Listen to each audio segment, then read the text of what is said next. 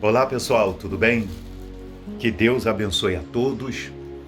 E mais uma vez nós estamos aqui para gravarmos mais um vídeo e darmos continuidade à sequência de mensagem que nós temos pelo Espírito Santo procurado levar até as pessoas, a fim de que elas possam ser alertadas e conscientizadas a respeito das profecias que falam do arrebatamento da igreja, da volta de Jesus e do fim do mundo. Porque isso vai acontecer.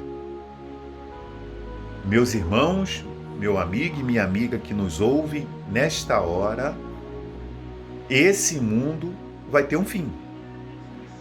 E não é um fim mediante o que Nostradamus falou, o que aquele povo maia de 2012 falou, o que os astrólogos falam, o que os cientistas falam. Não. O fim do mundo vai acontecer mediante o que está escrito na Bíblia, mediante as profecias que Deus deu, que Jesus mostrou a João na ilha de Pátimos, que eles descrevem em Apocalipse e que o Senhor Jesus também deixou revelado aos seus discípulos. Então, como nós falamos no vídeo anterior, como um verdadeiro atalaia, como um servo de Deus que ama o próximo como a mim mesmo, nós temos procurado alertar as pessoas a fim de que elas possam se precaver, se prevenir dessa tragédia, né, das profecias que vai acontecer nesse mundo. Porque, meus irmãos, ninguém é eterno. Existe aqueles que aceitaram Jesus como Salvador, como a mim, que temos dentro de nós o Espírito da eternidade, que é o Espírito Santo, que nos condiciona a fazer a vontade de Deus, que nos condiciona a manifestar frutos dele mesmo, do Espírito Santo, que nos condiciona a manifestar a atitude de uma nova criatura. Uma vez que nós estamos em Cristo, as coisas antigas passaram e se fizeram novas. E como é que essas coisas se faz nova? Quando eu dou lugar na minha vida para o agir do Espírito Santo. Me desculpe. Por isso, toda pessoa que aceita Jesus como seu Salvador, que se batiza nas águas, que se arrependeu dos seus pecados, elas devem investir no batismo com o Espírito Santo. Exatamente.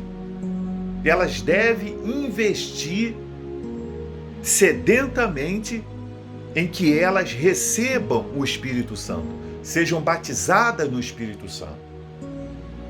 É de grande importância, meu amigo, minha amiga, meu irmão, que você tenha dentro de você o Espírito Santo. E o Espírito Santo, ele não vai entrar num coração que tem outros residentes, como mágoa, ódio, rancor, desejo da carne, desejos pelas coisas desse mundo, ambição, orgulho, jactância. O Espírito Santo não vai habitar num coração com esses residentes. É preciso que a pessoa venha se arrepender, limpar o seu coração desses sentimentos, desses entulhos, né, estranhos, para que ela possa então receber, né, essa casa limpa, essa casa varrida, né, retirada dessa sujeira, ela possa receber o Espírito Santo. Isso aconteceu comigo, tem acontecido com muitas pessoas. Nós recebemos o Espírito Santo porque nós pegamos o nosso coração e limpamos o nosso coração. Então, é necessário que a pessoa que se entregou para Jesus, ela tenha o Espírito Santo. Bem, irmãos, hoje nós vamos iniciar, tá? Talvez eu não consiga, nesse único vídeo, gravar, nós vamos ter que dividir aí em partes, essa pauta que nós vamos falar hoje, que é sobre a ressurreição dos servos de Deus, daqueles que já morreram, né?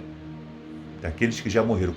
Como se vai se dar, o que vai acontecer. Então, nós vamos começar a falar hoje sobre isso. E lá no livro de 1 Coríntios, capítulo 15, Paulo pregando à igreja de Coríntios, tem lá como título que diz assim: a ressurreição de Cristo, penhor da nossa ressurreição. Então, o que nós entendemos aqui? Jesus, né, quando ele ressuscitou, quando ele venceu a morte, né, quando ele ressuscitou, né, ele foi oferecido como sacrifício pelos nossos pecados. Né, ele foi oferecido como sacrifício como nosso pecado. Na época da lei, né, quando o sacerdote oferecia o animal era imolado e o sangue dele era derramado, representava, né, aquele sangue representava a pessoa. A pessoa estava sendo limpa, perdoada dos seus pecados. Então, quando o Senhor Jesus derramou o seu sangue na cruz, por isso que o sangue de Jesus redime-nos dos nossos pecados, fazendo uma nova aliança conosco, né? Quando nós participamos da Santa Ceia, é a nova aliança no sangue de Cristo. Por quê? Ele nos lava dos nossos pecados. Tá certo? Então, quando ele ressuscitou, o que aconteceu? Ele garantiu que um dia todo aquele que cresce nele, todo aquele que se entregasse para ele, que aceitasse o seu sacrifício, a sua proposta, né, que ele veio fazer no mundo e ressuscitou como Filho de Deus, um Deus, voltou para a sua forma natural, ele garantiu também que todos que nele morressem, um dia viessem ressuscitar. Isso está garantido. Por isso que o servo de Deus, ele não deve ter medo da morte. Porque quão agradável aos olhos do Senhor quando um servo dele morre. Está guardado com ele. Fechou a conta, está garantido a eternidade. Como nós falamos da importância que tem da pessoa permitir-se dentro dela, né, fazer de tudo para que ela tenha o Espírito da eternidade, que é o Espírito Santo dentro dela. Então, quando eu aceito Jesus como meu Salvador, aleluia, glória a Deus, eu estou garantindo o quê? O que eu estou garantindo? Ele é o penhor, né? A ressurreição de Cristo, penhor da nossa salvação. Jesus, ele está empenhado nisso, ele é o penhor. Penhor significa garantia. Eu dei algo como garantia. Deus deu algo ao mundo como garantia para que eu fosse salvo dos meus pecados, para que eu fosse ressuscitado da morte e viesse viver a eternidade. Então, é a nossa garantia. A garantia nós já temos. Aí ele diz assim: irmãos, venho lembrar-vos o evangelho que vos anunciei, o qual recebeste e no qual ainda perseverais. Paulo pregando. Por ele também sois salvo, quer dizer, por esse evangelho aqui que nós somos salvos. Eu criei nesse evangelho aqui. Eu acreditei nesse evangelho quando eu ouvi ele na idade da minha razão. Porque desde criança eu fui apresentado na igreja, porque meus pais eram tradicionais. Desde criança eu fui apresentado na igreja. Mas só na idade da minha razão, que eu entendia o bem e o mal, que eu fui me entregar para Jesus, que eu me entreguei para Jesus, me batizei nas águas, resolvi seguir os seus passos, os seus caminhos, mesmo sendo falho e pecador como eu sou, entendeu? E assim está com ele até hoje. Então, eu acreditei nesse evangelho. Quando foi pregado esse evangelho, eu acreditei. Acreditei que por ele eu pudesse ser salvo. Eu acreditei que por ele, esse evangelho, pudesse me garantir de um dia estar com Jesus. Aí ele diz aqui, ó: pois por ele também sois salvos, se retiverdes as palavras tal como vos lá preguei, a menos que tenhais crido em vão. Se vocês reterem essa palavra que eu tenho pregado para vocês no seu coração, por ele você vai ser salvo. A não ser que vocês tenham crido em vão. Lembra da semente que nós falamos lá? Lembra do vídeo da semente? Que caiu à beira do caminho, caiu sobre a pedra e entre os espinhos. Você lembra? O que caiu em boa terra fez o quê? Reteve a palavra no coração e frutificou. Não creu em vão. Não acreditou em vão. Porque quantas são as pessoas que têm crido em vão, pessoal? Quantas são as pessoas que têm participado da igreja, né? Vai lá no culto, na igreja, e crê em vão? Como que é, Joel, crer em vão? É a pessoa sair da igreja e continuar nas práticas do pecado. Continuar vivendo aquela vida de pecado. Continua na bebedice, nos vícios, continua nas baladas da vida, continua tendo caso com uma aqui, outra ali, inclusive extraconjugais. Então, está crendo em vão. E não são poucas as placas de igreja que existem pessoas nessas condições, que não querem abandonar o mundo, são sócias do mundo. A palavra de Deus diz, meus irmãos, que o amor, que o amor da pessoa ao mundo é odiar a Deus. Quem odeia as coisas, quem ama as coisas do mundo, odeia a Deus. Porque Deus não formou o mundo para esse mundo ser o que é. Por isso que esse mundo está condenado ao fim. E com ele todos os homens ímpios. Aí diz mais aqui: antes de tudo vos entreguei o que também recebi, que Cristo morreu pelos nossos pecados, segundo as Escrituras, e que foi sepultado e ressuscitou o terceiro dia, segundo as Escrituras.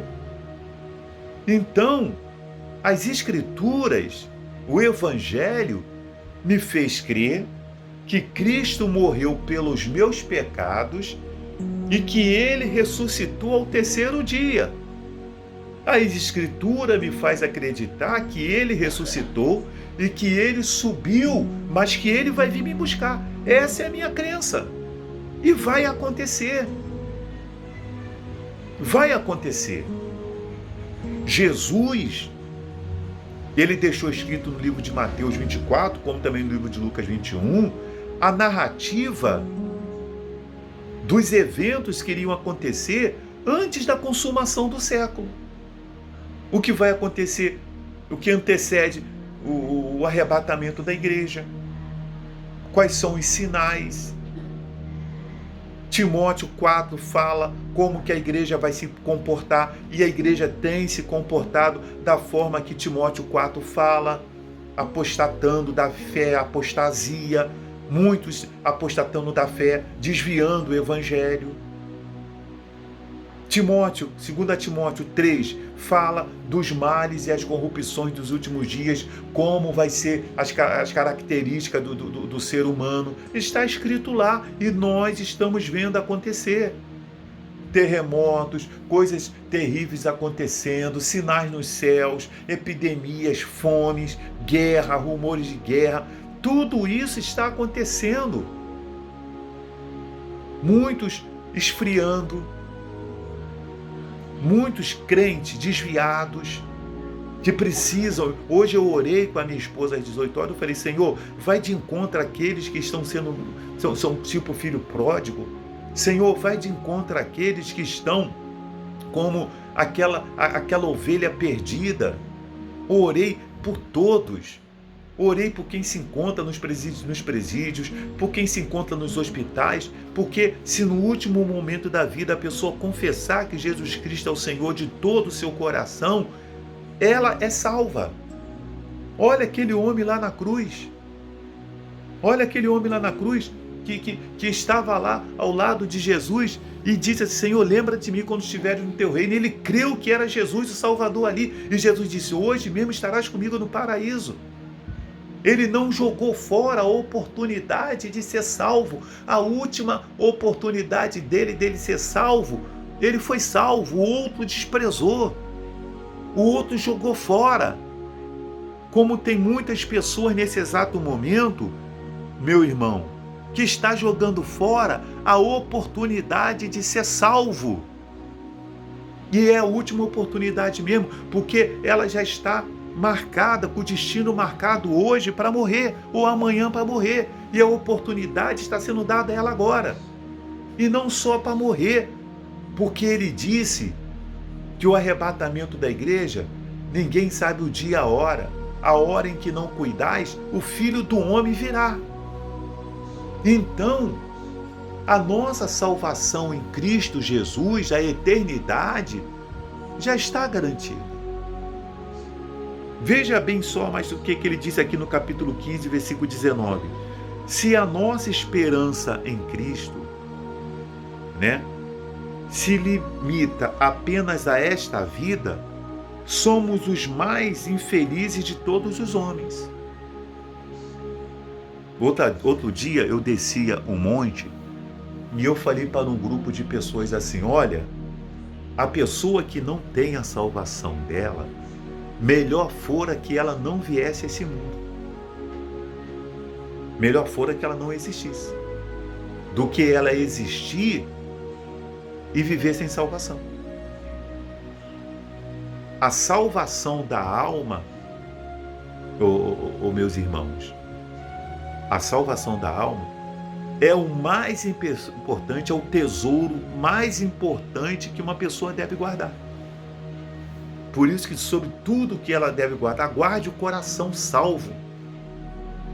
Veja o que diz aqui, se a nossa esperança, quer dizer, se a minha esperança em Cristo se limita só apenas a esta vida, aí eu quero que Jesus me abençoe aqui nesse mundo com um bom salário, eu quero ter uma casa aqui boa, eu quero ter isso, eu quero ter aquilo, porque eu quero viver minha vida aqui, porque, pessoal, eu falo para vocês a verdade. Deixa eu falar uma coisa para vocês.